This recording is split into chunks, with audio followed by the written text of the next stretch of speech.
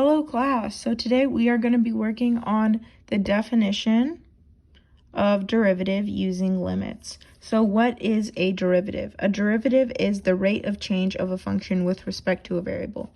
This is a technical definition. I like to work under the definition that this is basically us trying to find the slope of a crazy line, meaning a curve, kind of. See, look, this is beautiful. See this little slope staying constant over time? Wow. No, this is what we're working with. We are working with curves. We're working with craziness. So we have to now figure out the slope at an instantaneous rate. And the reason for this is because since our slope, like say this is an exponential line, right? We're going to have a point at 4 and say it's like we're actually even squared. So like 4 to the power of 2, 5 to the power of 2, right? That goes from 416 to 525 to 636, and then you get to 981, and it is just going crazy like this. The reason why we can't just use 2 points and find that nice pretty slope from there is because it's not staying constant. It's changing over time at a crazy rate. And in this case, it's getting squared, right? So what we're going to be having to do is use our derivative to find that. So what we use for the derivative is delta y over delta dx. And so basically this is going to be your, we're going to be using the difference quotient in this case. So our difference quotient is going to be m equals f x plus h minus f of x over h. So you might be wondering, why does this look familiar? Why does delta y over delta x look familiar? This is because we can think of this as our y2 minus our y1 over our x2 minus our x1. On the denominator, it's always going to be h when you get that. So that's why I didn't bother to do the whole x2 minus x1 and show you all those cancellations to get to this h right here. But yeah, that's going to be staying constant. So this is good when you need to find the slope m of a curve. So see, we're using our difference quotient and it's equal to our m. So you might be wondering now, what is the relationship between m and f prime, right? F prime is what this is going to be helping you find. So f prime, or the derivative, is going to help us find m, or the slope. Now let's see this in action, right?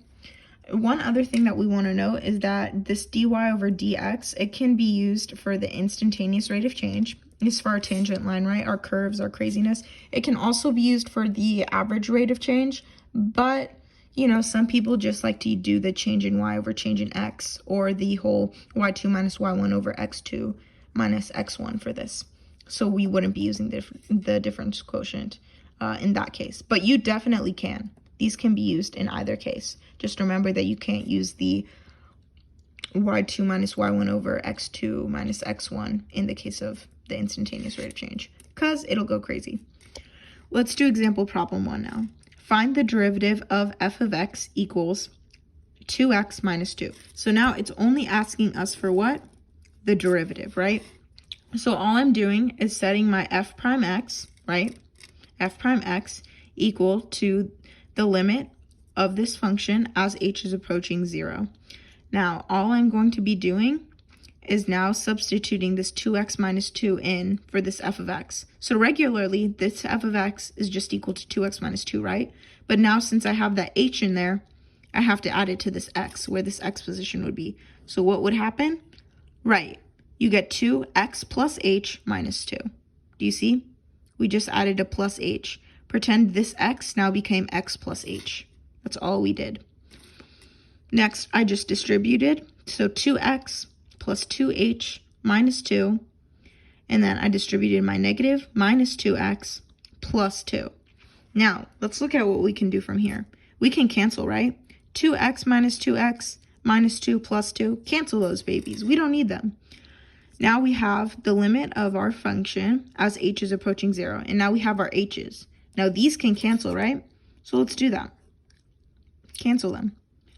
Now we have that f prime x is equal to 2, right? Because that is our isolated answer after that. So now we just know that the derivative of this f of x, you're going to write it like this, f prime x is equal to 2. That's it.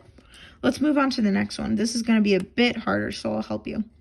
So Find the derivative using the point 0, 0 with the function f of x equals 3x minus x squared.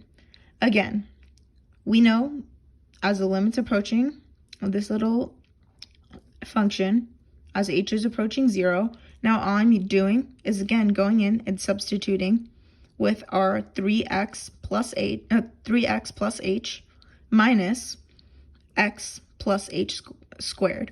So all I'm doing is imagining that these x's now become x plus h's, right? Doing the same thing, I'm just plugging in x plus h instead of this x. And then we have the original, right? Minus f of x minus 3x minus x squared. Again, we're going to be doing our distribution shuffle.